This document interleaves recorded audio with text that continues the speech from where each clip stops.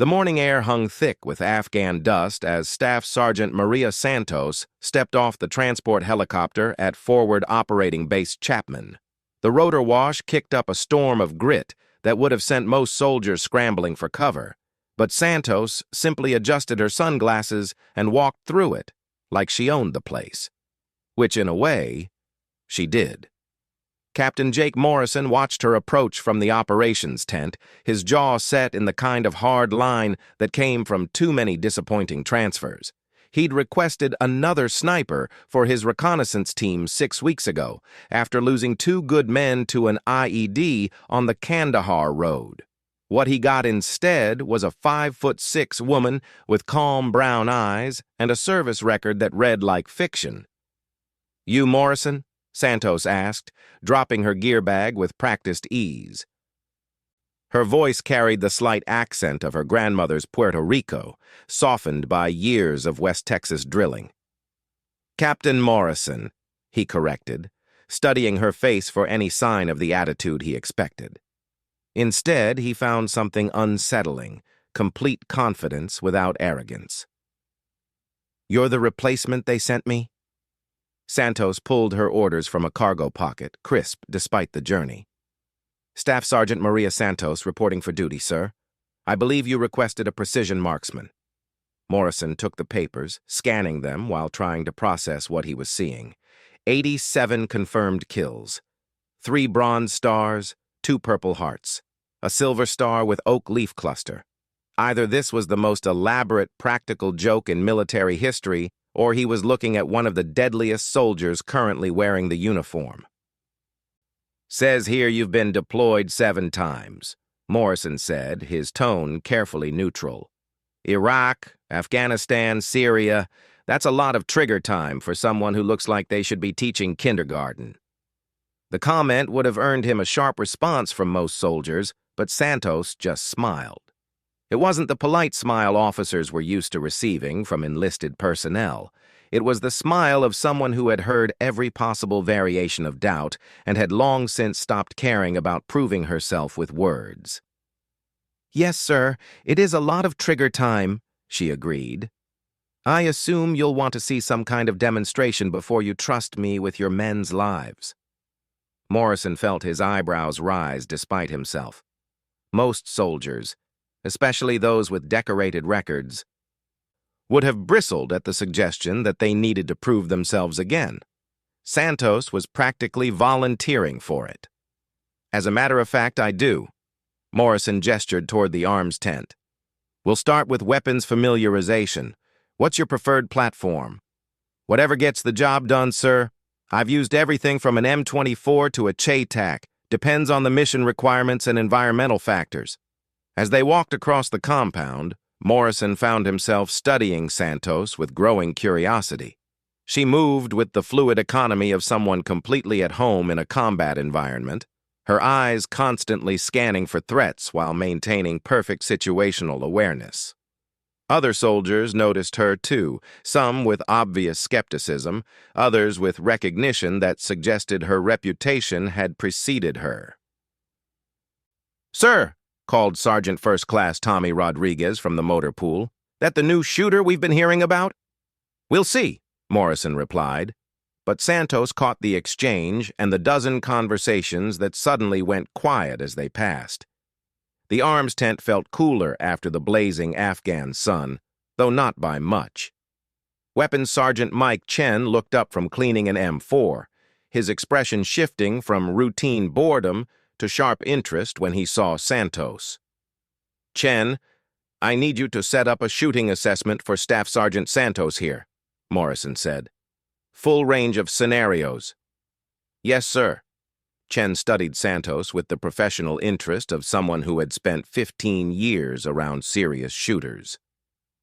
"What's your preference, Staff Sergeant? We've got the full complement." "What do you recommend?" Santos asked, which earned her a surprised look from Chen. Most snipers had strong opinions about their weapons, often to the point of obsession.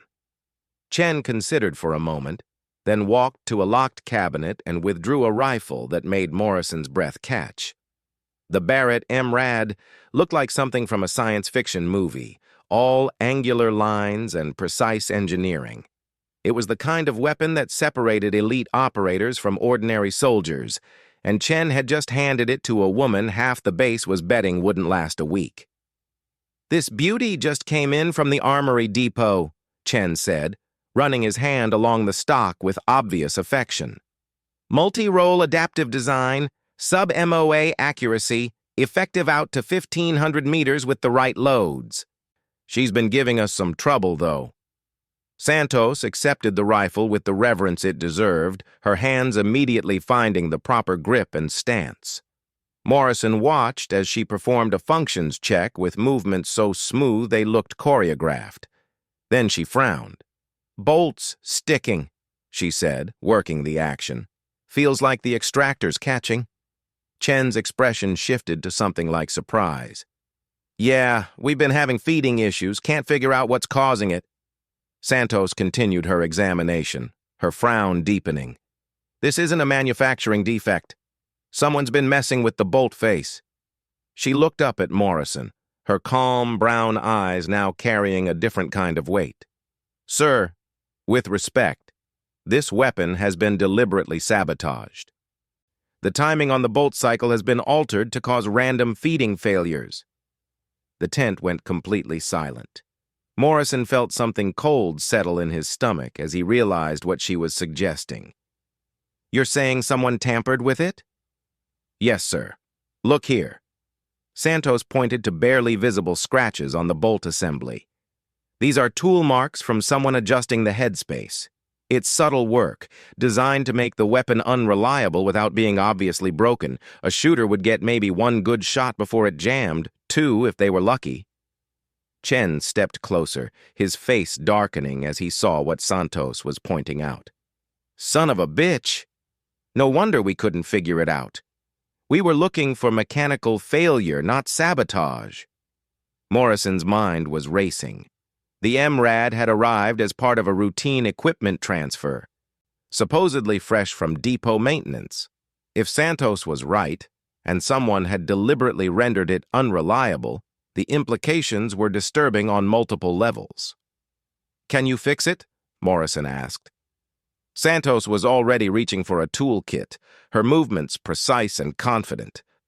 "Give me 10 minutes. Chen, you have a bore light?"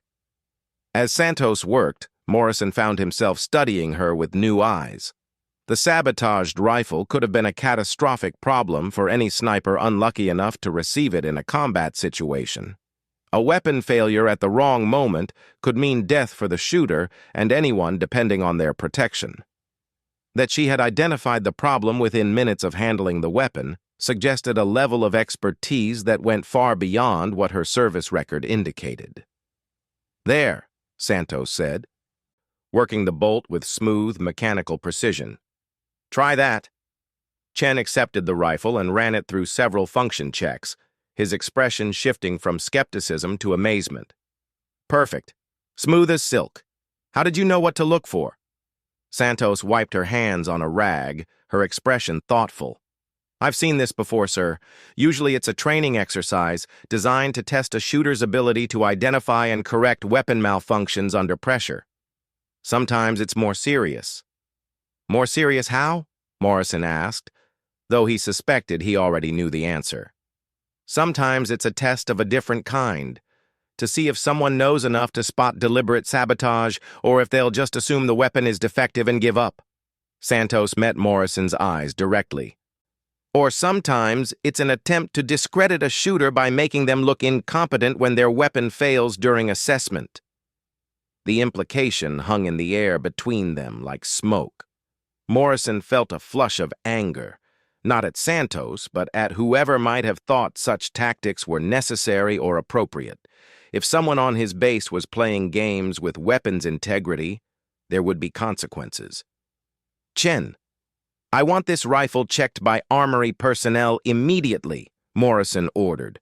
"Full documentation of what was done to it and how. I want to know where it came from and who had access to it before it reached us." "Yes, sir." Chen was already moving toward his communication equipment. Morrison turned back to Santos. who was calmly repacking the toolkit as if she had just fixed a minor administrative problem rather than uncovered potential sabotage. "Staff Sergeant, I think we need to have a longer conversation about your background and experience." Santos straightened, meeting his gaze with that same unsettling confidence. "Whatever you need to know, sir. But if you still want that shooting demonstration, I'm ready when you are. The weapon should function properly now." Morrison studied her face, looking for any sign of the anger or frustration he would have expected from someone who had just been subjected to such a test.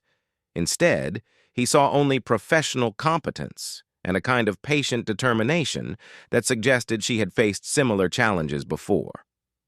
"Actually, let's skip the formal assessment for now," Morrison said. "I'm more interested in hearing about those 87 confirmed kills, starting with the first one." Santos nodded, settling into a folding chair with the easy comfort of someone accustomed to long conversations about difficult subjects. "The first one was outside Tikrit, sir. March 2011. I was 22 years old and scared out of my mind. Despite all the training, the target was an insurgent sniper who had been terrorizing a Marine checkpoint for 3 weeks. As she began to speak, Morrison found himself drawn into a narrative that was unlike anything he had heard in 15 years of military service. Santos didn't speak of kills like statistics or trophies. She described each engagement with clinical precision, but also with a deep understanding of the human cost and complexity involved in each decision to pull the trigger. "The shot was 840 meters uphill, with a crosswind gusting to 15 knots, she continued. "I had been tracking this individual for 6 hours, waiting for a clear opportunity that wouldn't endanger civilians. When he finally positioned himself for what I believe was intended to be his final shot at the Marines, I had maybe a 3-second window." "And you took it," Morrison said. "Yes, sir. One shot, center mass. The target was eliminated, and the checkpoint harassment ceased immediately." Santos paused, her expression distant. "I threw up afterward, sir. Spent 20 minutes behind a rock wall, completely useless to my spotter. Sergeant Williams told me that was normal, that it meant I understood the gravity of what I had done." He was right. Morrison felt something shift in his understanding of the woman sitting across from him. The service record he had read was impressive enough, but the person behind those statistics was something else entirely. A soldier who had maintained her humanity despite becoming exceptionally skilled at taking human life. "How many of your engagements were similar to that first one?" Morrison asked. "Long range, single shots, high-value targets?" Santos considered the question carefully. "Maybe 60%, sir. The others varied considerably in range, complexity, and circumstances: urban environments, mountain terrain, desert operations. Some were standard reconnaissance and surveillance missions that turned kinetic. Others were deliberate hunter-killer operations against specific threats." As Santos continued her narrative, Morrison found himself completely absorbed. She described engagements in Fallujah, Helmand Province, and the mountains of eastern Afghanistan with the same calm precision she had used to identify the weapon sabotage. Each story revealed layers of tactical knowledge, environmental adaptation, and split-second decision-making that painted a picture of a soldier operating at the absolute pinnacle of her profession. "Sir," Chen interrupted, returning from his communication with the armory, "you're going to want to hear this." Morrison looked up, realizing that more than an hour had passed while Santos spoke. Other personnel had quietly gathered around the edges of the tent, drawn by the stories she was telling. Combat veterans recognized authenticity when they heard it, and Santos carried the kind of credibility that couldn't be faked. "What did you find out?" Morrison asked. Chen glanced at Santos, then back to Morrison. "The rifle came from a depot in Germany, sir. It was flagged for maintenance issues, supposedly repaired, then shipped here as part of a routine equipment transfer. But here's the interesting part. The maintenance records show it was worked on by a civilian contractor, not military armory personnel. Santos raised an eyebrow. Civilian contractor doing precision weapon maintenance? That's unusual, sir. Morrison felt the pieces clicking together in his mind. Chen, I want you to contact every base that has received equipment from that depot in the last 6 months. Find out if anyone else has reported similar issues with precision weapons. Already started that process, sir. Should have preliminary results within a few hours. Santos stood, straightening her uniform with practiced efficiency. Sir, if you're looking at a pattern of weapons sabotage, it might be worth examining whether there's a correlation with the arrival of certain personnel. Someone targeting specific types of shooters or specific units. The observation sent a chill down Morrison's spine. If Santos was right, they weren't looking at random equipment failure or even isolated sabotage. They might be looking at a systematic campaign to undermine sniper effectiveness across multiple installations. Staff Sergeant, I'm beginning to think your arrival here might be more significant than either of us initially realized, Morrison said. How would you feel about helping us get to the bottom of this? Santos smiled that same calm, confident smile she had shown when he first challenged her competence. Sir, I'd consider it an honor. But first, there's something else you should probably know about my background. She reached into her cargo pocket and withdrew something small and metallic. Morrison squinted as she placed it on the makeshift table, then felt his eyes widen as he recognized what he was looking at. It was a commemorative coin, but unlike any challenge coin he had ever seen. Instead of unit insignia or organizational symbols, it bore a simple design, a scope reticle centered over the number 87, with small hash marks around the edge that Morrison realized corresponded to her confirmed kills. Below the reticle, in small but clear lettering, were the words, "One shot, one kill." This was presented to me by the Secretary of Defense, sir, Santos said quietly.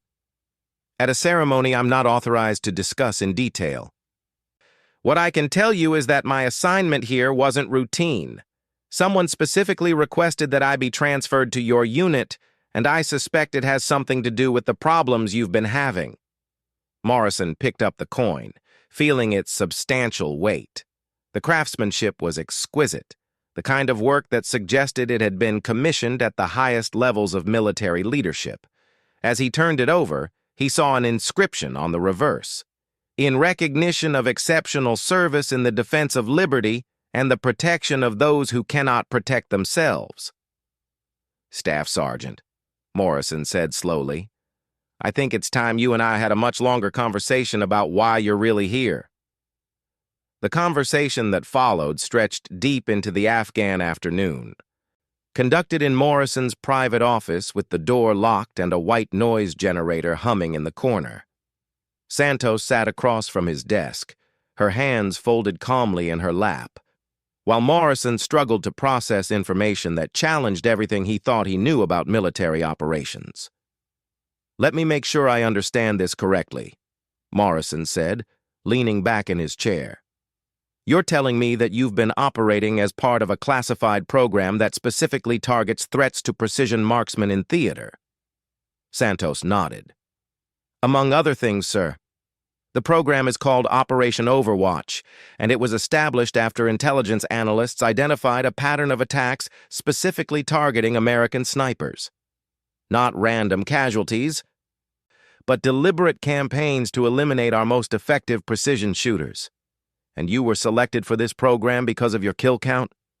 Partly, sir, but also because of my record for identifying and surviving assassination attempts. Santos spoke matter-of-factly, as if discussing routine administrative duties.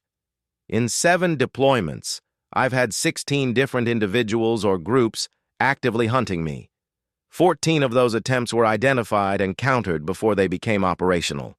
The other 2 resulted in Purple Hearts. Morrison felt a chill run down his spine. The idea that enemy forces were systematically targeting individual American snipers was disturbing enough. The concept that Santos had been hunted by 16 different groups suggested a level of threat he had never considered. How does someone identify an assassination attempt before it happens? Morrison asked. Santos smiled that same calm smile, but this time it carried a harder edge. Experience, sir, and paranoia backed up by good intelligence work. When you've killed enough high-value targets, you learn to recognize the signs that someone is coming for you specifically. Changes in local communication patterns, unusual movement of known associates, modifications to standard enemy tactics that suggest they're preparing for a specific target rather than general harassment. A knock on the door interrupted the conversation. Chen's voice came through the wood. "Sir, you're going to want to see what we found." Morrison unlocked the door to find Chen holding a tablet and wearing the expression of someone who had uncovered something significant. Behind him stood Master Sergeant Alice Coleman, the base intelligence analyst, her face grim with professional concern. "Come in, both of you," Morrison said, then turned to Santos. "Staff Sergeant, I'm going to need you to make a decision about operational security. What we discuss next is going to determine whether you're operating under full cover or if we bring these people into the loop on your real mission here." Santos considered for a moment, her eyes flicking between Chen and Coleman with the calculating gaze of someone accustomed to making quick threat assessments. "Sir, based on what I've observed today, I believe the threat we're dealing with extends beyond simple equipment sabotage. If that's correct, we're going to need all the help we can get." Morrison nodded to Coleman, who stepped forward with the tablet. "Captain, we found the pattern Staff Sergeant Santos was looking for. In the last 8 months, 17 different forward operating bases have reported precision weapon failures during critical operations. 7 of those failures resulted in sniper casualties, including 2 fatalities." The room fell silent as the implications sank in. Santos leaned forward, her professional demeanor sharpening to something that reminded Morrison of a blade being drawn from its sheath. "Show me the geographic distribution," Santos said. Coleman swiped through several screens, bringing up a map of Afghanistan dotted with red markers. The failures are clustered around 3 major operational areas, all of which correspond to regions where intelligence reports indicated high-value target operations were planned or in progress. Santos studied the map with obvious expertise. "This isn't random equipment failure. Someone with access to operational planning is identifying where precision shooters are most likely to be deployed, then ensuring their weapons fail at critical moments." She looked up at Morrison. "Sir, with respect, you have a serious security breach." Chen cleared his throat. "There's more, Staff Sergeant, the civilian contractor who worked on your rifle. His name is Derek Walsh, and according to his background check, he's former military, special forces with deployment experience in both Iraq and Afghanistan. His security clearance was updated 6 months ago."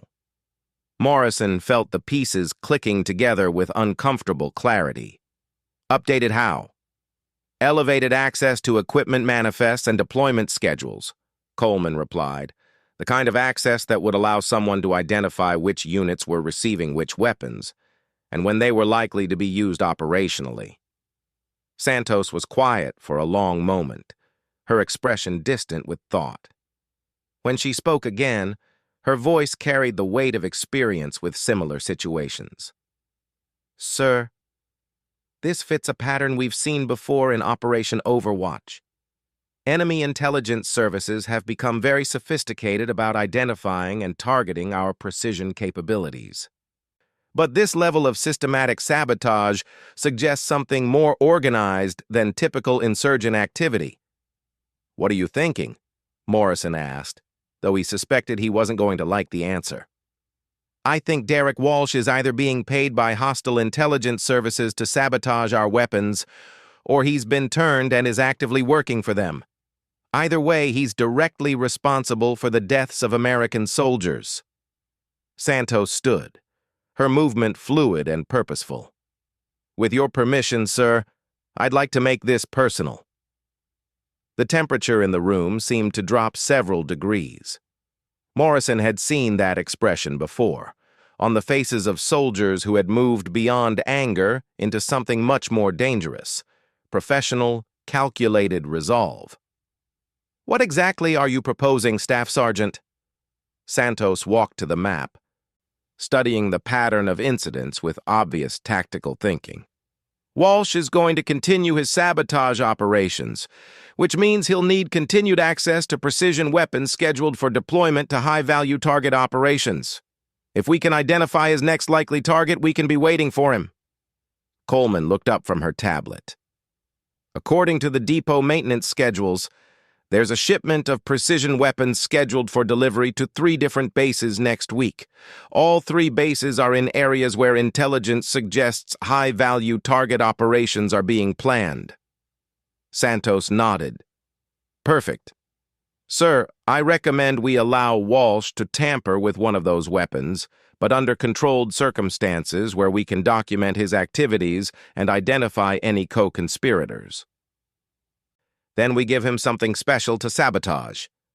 Morrison raised an eyebrow. Such as? My personal weapon system, sir. Modified with some very specific surprises for anyone who tries to interfere with its function. Santos's smile was no longer calm or reassuring. It was the smile of a predator who had identified prey. If Walsh wants to play games with sniper rifles, I'd be happy to show him what a real precision marksman can do with a weapon that's been properly prepared. Chen grinned despite the seriousness of the situation. Staff Sergeant, I like the way you think. What kind of modifications are we talking about? Santos began pacing, her tactical mind clearly working through possibilities. Nothing that would harm the weapon's function for a legitimate user, but several features that would be very unpleasant for someone attempting sabotage. Hidden cameras to document tampering, traceable components that would identify unauthorized modifications, and a few other surprises that I prefer not to discuss in detail. Coleman was already working on her tablet. I can coordinate with the depot to ensure Walsh has access to your weapon when it comes through for maintenance. We'll need to make it look routine, like a standard equipment transfer. Morrison studied Santos with growing respect.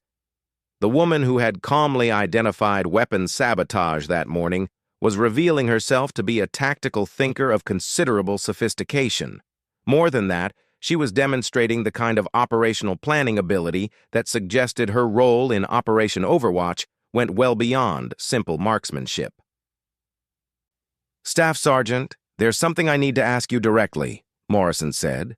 This morning you walked into my base as a replacement sniper.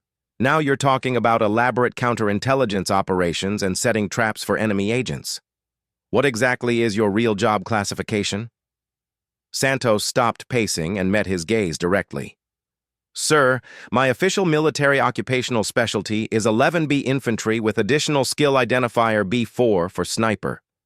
But for the last 3 years, I've been working under a Special Activities Division tasked with hunting the people who hunt our snipers. My actual job is to be bait. The room fell completely silent. Morrison felt his understanding of the situation shift once again, this time into territory that was both impressive and deeply concerning. Bait, he repeated slowly. Yes, sir. I'm transferred into units that have experienced precision weapon failures or sniper casualties, with a service record designed to make me an irresistible target for whoever is conducting the campaign. When they come for me, we identify them, document their methods, and eliminate the threat. Chen whistled softly. That's either the bravest thing I've ever heard, or the craziest. Santos shrugged. Probably a little of both, Sergeant. But it works. In 3 years, we've identified and neutralized 17 different cells conducting operations against American precision marksmen. This would be number 18. Coleman looked up from her tablet with obvious excitement. Captain, if Staff Sergeant Santos is right about Walsh being part of a larger operation, this could be a significant intelligence opportunity. We might be able to roll up an entire network. Morrison nodded, his mind already moving to the operational requirements for such a mission. What do you need from me, Staff Sergeant? Santos returned to her chair, her planning mode clearly engaged. First, I need you to treat me exactly like you would any other replacement sniper. No special treatment, no indication that I'm anything other than what my orders say I am. The deception has to be complete. Done. What else? I need access to a secure communications channel to coordinate with my actual command structure. There are resources available to support this operation, but I need to be able to request them without going through normal channels. Morrison considered this. Allowing an unknown operative to establish independent communication from his base was a significant security risk, but the potential intelligence value justified the risk. I can arrange that. Anything else? Santos was quiet for a moment, her expression thoughtful. Sir, there's one more thing you should know. The reason I carry that commemorative coin isn't just because of my kill count, it's because each of those 87 engagements represents someone who was actively working to kill American soldiers. Not insurgents engaged in general harassment, not random combatants, but individuals specifically targeting our people for elimination. Morrison felt another piece of the puzzle click into place. You're telling me that all 87 of your kills were counter-sniper operations? Not all, sir, but most of them. When you spend your career hunting the people who hunt our snipers, you develop very specific skill sets and a very particular reputation. The coin isn't just a commemoration of service. It's a calling card that tells certain people exactly who they're dealing with. Coleman looked up from her tablet with obvious amazement. Staff Sergeant, are you saying that your presence here is going to be recognized by hostile intelligence services? Santos smiled that predator's smile again. Master Sergeant, I'm counting on it. Derek Walsh isn't working alone, and whoever is running him is going to want to know why Maria Santos has suddenly appeared at a base where their sabotage operation is active. They're going to have to make a move. Morrison stood and walked to the window, looking out at the base where his soldiers were going about their daily routines, unaware that they were about to become part of a complex counterintelligence operation. The responsibility was enormous, but so was the opportunity to strike back at an enemy that had been killing American soldiers with impunity. Staff Sergeant, Morrison said, turning back to face her, I'm authorizing this operation, but I want one thing clearly understood. The safety of my soldiers comes first. If this operation puts any of my people at additional risk, I'm shutting it down immediately. Santos stood and came to attention with perfect military bearing. Understood, sir. But with respect, the greatest risk to your soldiers is allowing this sabotage network to continue operating. Every weapon they compromise potentially represents American casualties. We have an opportunity to stop that. Morrison studied her face one more time, looking for any sign of doubt or uncertainty. Instead, he found only professional confidence backed by hard-earned experience. This was a soldier who had made a career of walking into danger in order to protect others, and everything about her suggested she was very good at her job. All right, Staff Sergeant Santos. Let's go hunting. 3 days later, Morrison watched from the operations center as Santos methodically prepared her equipment for what appeared to be a routine patrol. To any observer, she was simply another sniper getting ready for a reconnaissance mission in the mountains east of the base. The reality was considerably more complex.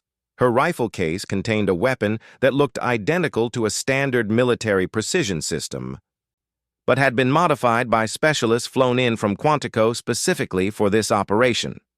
Hidden throughout the weapon were microscopic cameras, traceable components, and what Santos had described as educational devices for anyone who attempted unauthorized modifications. Nervous? Morrison asked as Santos completed her final equipment check. Santos glanced up with that same calm expression she had worn since arriving at the base. No, sir, this is what I do. Besides, Walsh took the bait exactly as we predicted.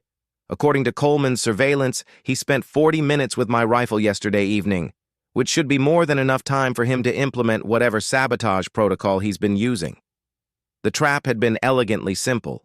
Santos's weapon had been scheduled for routine maintenance. Processed through the same depot where Walsh worked, and returned to the base with a maintenance record showing his personal attention to the work. Hidden cameras had documented every minute of his activity, providing clear evidence of deliberate sabotage, identical to the pattern they had identified at other bases. "Contact established," Coleman announced from her position at the communications console. "Overwatch Control confirms they're tracking multiple hostile communications nodes attempting to monitor Staff Sergeant Santos's mission." Morrison felt his pulse quicken. The enemy response was exactly what Santos had predicted. Her reputation had preceded her, and hostile intelligence services were now actively coordinating to monitor her activities. What they didn't know was that Santos's mission had been designed from the beginning to draw them into the open. Santos slung her rifle and walked toward the door, pausing to look back at Morrison. "Sir, you should know that whatever happens out there today, it's been an honor serving with your people. Chen and Coleman are excellent soldiers, and you run a good operation here." There was something in her tone that Morrison didn't like. "Staff Sergeant, you're coming back from this mission. That's an order." Santos smiled. "Yes, sir.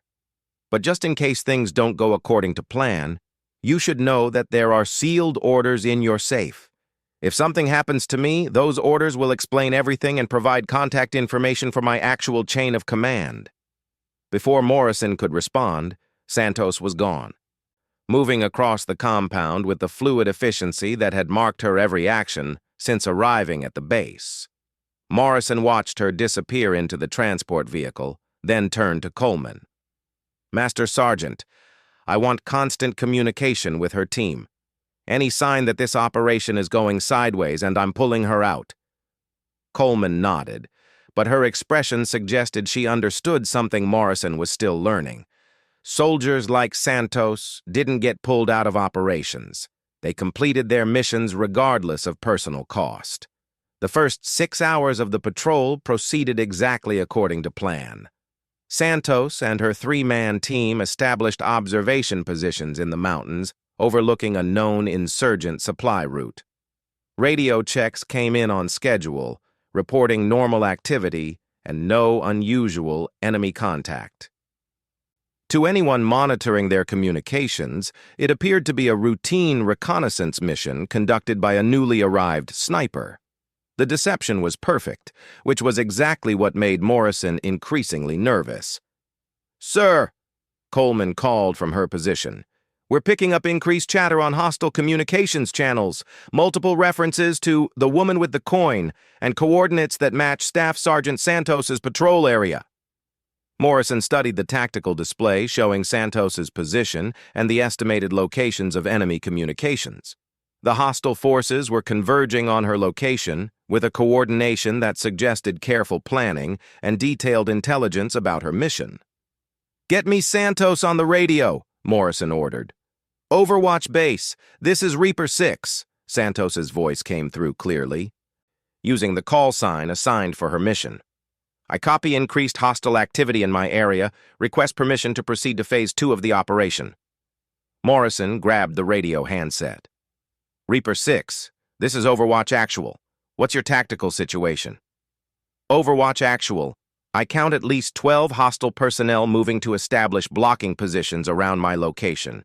They're using standard counter-sniper tactics, suggesting professional training and specific knowledge of my capabilities. Recommend we proceed with the demonstration." The demonstration. Morrison had approved the operational plan, but hearing Santos request permission to implement it sent a chill down his spine. Phase 2 involved Santos using her sabotaged weapon in a series of engagements designed to fail at critical moments, then switching to a backup system to eliminate the threats that would undoubtedly follow.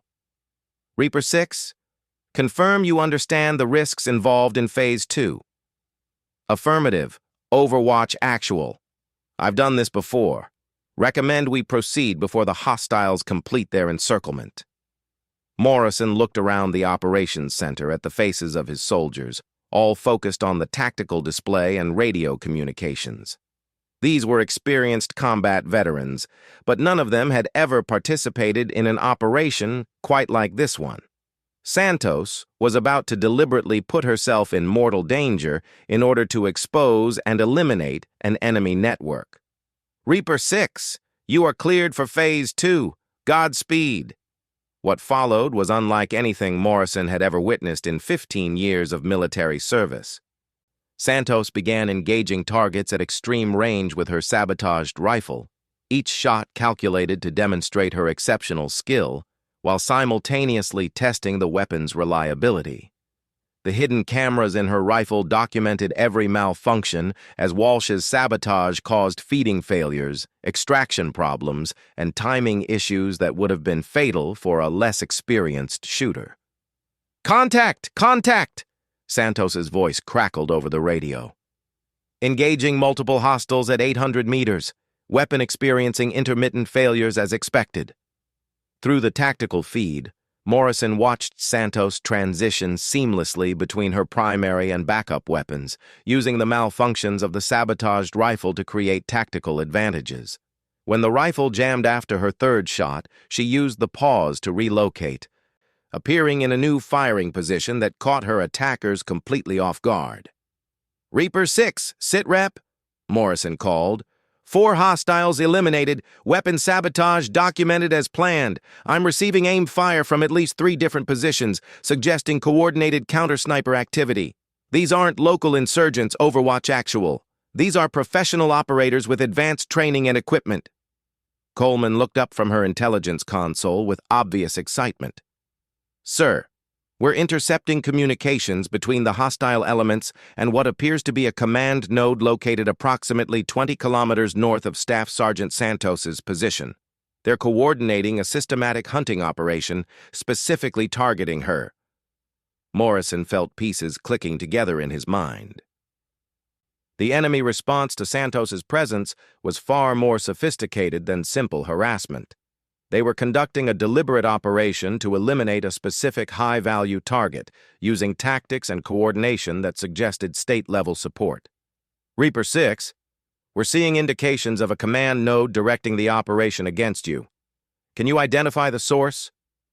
Santos's response was interrupted by the sound of automatic weapons fire and the distinctive crack of a precision rifle. When her voice came back on the radio, it carried the calm professionalism of someone who had just eliminated multiple threats while under direct fire. "Overwatch Actual. I've got eyes on what appears to be a forward observation post on the ridgeline to my northwest. 2 individuals with advanced optical equipment and communication gear. Recommend we package them for intelligence exploitation." Morrison looked at Coleman, who nodded and began coordinating with the base's quick reaction force. "Reaper 6, QRF is inbound to your location. Can you maintain overwatch on the suspected command post?" "Affirmative. Moving to a position where I can provide cover for the QRF and keep eyes on the observation post. Be advised, I'm switching to my personal backup system. The primary weapon has served its purpose." What Santos called her personal backup system was a custom rifle that Morrison had barely glimpsed during her equipment preparation. Unlike the standard military weapons used by most snipers, Santos's backup was a precision instrument built specifically for her capabilities and mission requirements. When she began engaging targets with it, the difference was immediately apparent.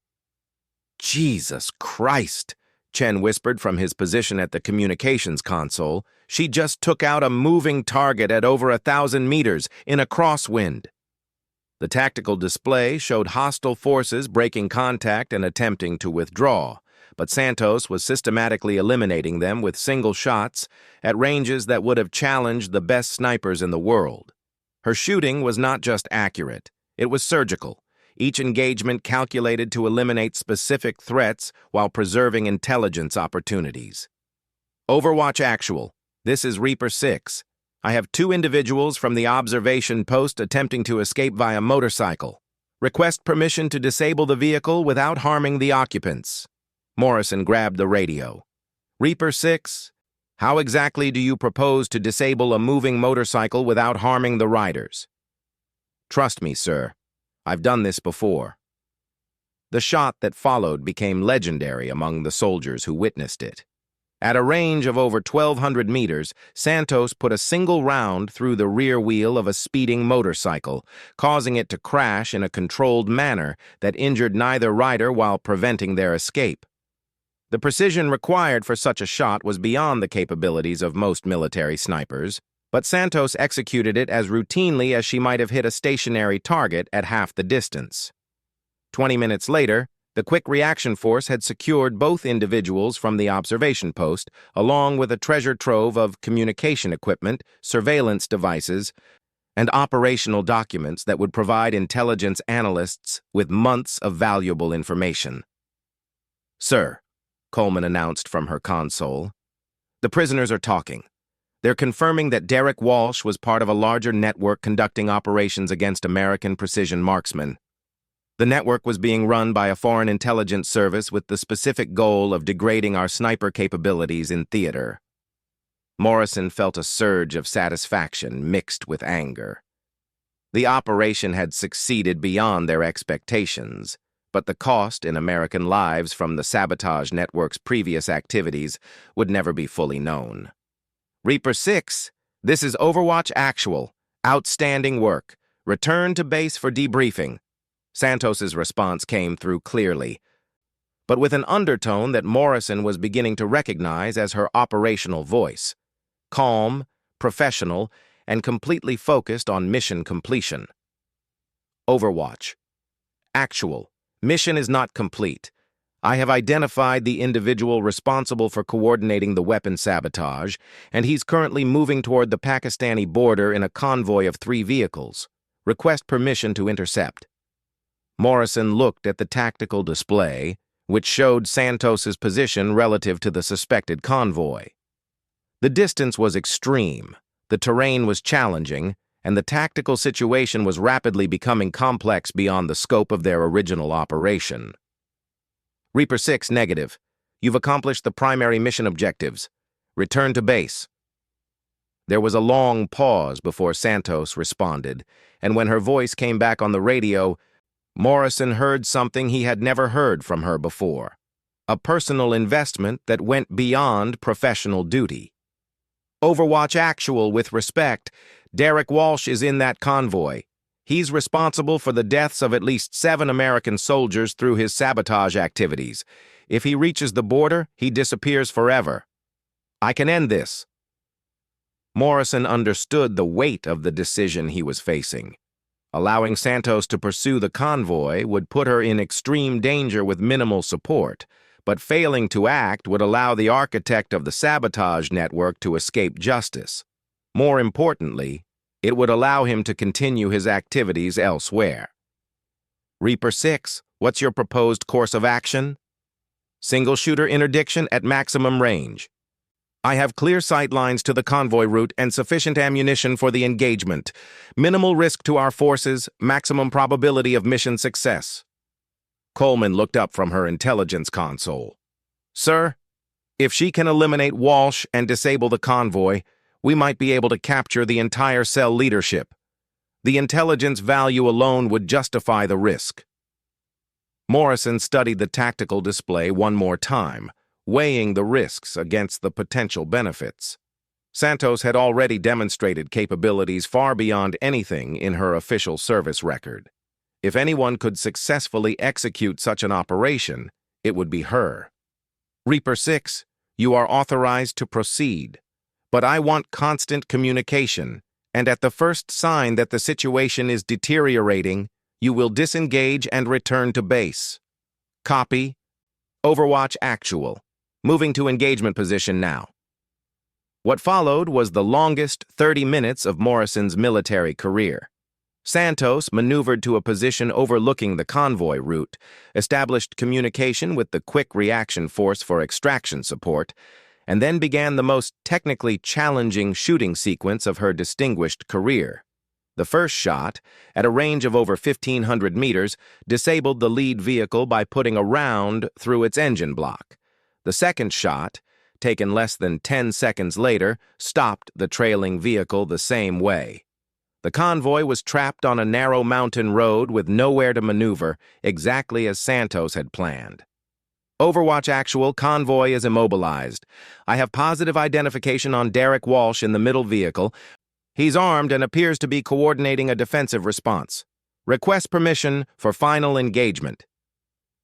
Morrison grabbed the radio, knowing that he was about to authorize an action that would be remembered long after the war in Afghanistan ended.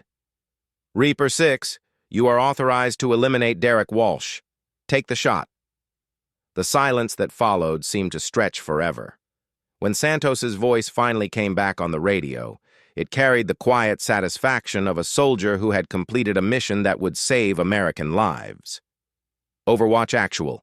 Target eliminated. Derek Walsh is confirmed KIA.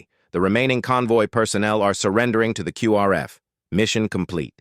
3 hours later, Santos walked into Morrison's office and placed her rifle case on his desk with the same calm precision she had shown throughout the entire operation. Her uniform was dusty from the mountain terrain, but she showed no signs of fatigue despite having executed one of the most technically challenging sniper missions in recent military history. "Sir," Santos said, coming to attention, "Operation complete. Derek Walsh and his entire network have been eliminated or captured. The weapon sabotage threat has been neutralized." Morrison stood and extended his hand, which Santos accepted with a firm grip. "Staff Sergeant, that was extraordinary work. I've never seen shooting like that." Santos smiled, and for the first time since arriving at the base, Morrison saw something beyond professional competence in her expression. He saw pride in work well done, satisfaction in justice served, and the quiet confidence of someone who had protected her fellow soldiers in the most direct way possible. "Sir, it's what I do. The coin I showed you represents 87 individuals who were actively working to kill American soldiers. As of today, that number is 91. Derek Walsh and his associates will never harm another American service member." Morrison picked up the commemorative coin from his desk, where it had sat during the entire operation. The weight of it felt different now, heavier with the knowledge of what it truly represented. This wasn't just a recognition of exceptional marksmanship. It was a memorial to American lives saved by a soldier willing to put herself in mortal danger to protect others. "Staff Sergeant Santos," Morrison said formally, "it has been an honor having you serve with this unit, even if only temporarily. Your actions today will save countless American lives, and your professionalism has set an example that my soldiers will remember for the rest of their careers." Santos accepted the coin and slipped it back into her cargo pocket. "Thank you, sir. But if I may, this operation succeeded because of the quality of your personnel and the support you provided. Chen, Coleman, and your QRF performed at the highest levels. You should be proud of your unit." As Santos gathered her equipment and prepared to leave, Morrison realized that he would probably never see her again. Soldiers like Santos moved from crisis to crisis, appearing wherever American lives were threatened and disappearing once the threat was eliminated.